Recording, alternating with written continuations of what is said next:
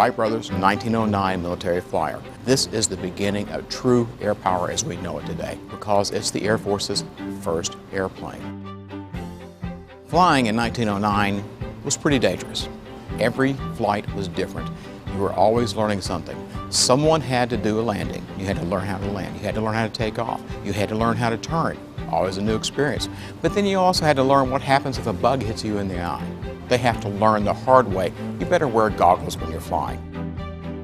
They have to learn what the airplane can do. This is the beginning of so many things. They're looking at reconnaissance and carrying information. That's why this aircraft is called Signal Corps 1.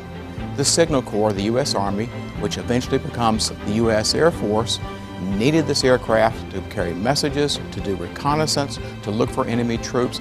This is 1909. Only 6 years earlier, the Wright brothers had just flown their first aircraft at Kitty Hawk. The Wright brothers took their aircraft to Fort Myers, Virginia, and they demonstrated that it could do everything that the Army wanted in the specifications. People had tried to sell airplanes to the Army before, and they hadn't worked. The Wright brothers' airplane worked. This aircraft was taken to Texas with Lieutenant Benny Floy, who later took command of the U.S. Army Air Corps in the 1930s. He went down there, but he really didn't know how to fly. He had flown, but he didn't know how to fly. So how did the Wright brothers teach him to fly? Through correspondence. He'd fly a little bit, he'd send a letter back. They'd send a letter back, he'd fly a little bit more.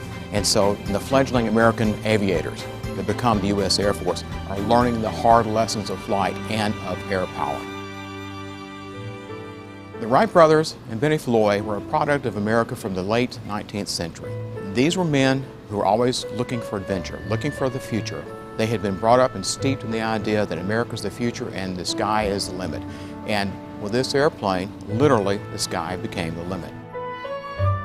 People in the Army started to understand we don't have to give somebody a message on horseback and send them at 10 miles an hour through the woods. Now we can fly that message at 40 miles, 4 times faster.